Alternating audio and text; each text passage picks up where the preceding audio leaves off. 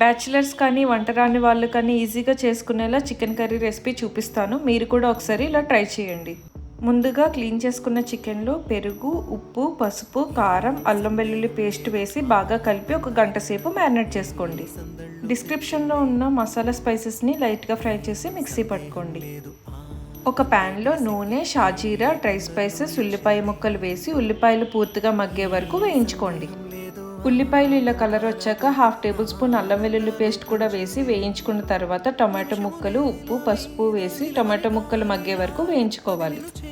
ఇప్పుడు ఇందులోకి మ్యారినేట్ చేసుకున్న చికెన్, పచ్చిమిరపకాయలు, కరివేపాకు, ప్రిపేర్ చేసుకున్న మసాలా పొడి 1 స్పూన్ వేసి హై ఫ్లేమ్లో వేయించుకోవాలి.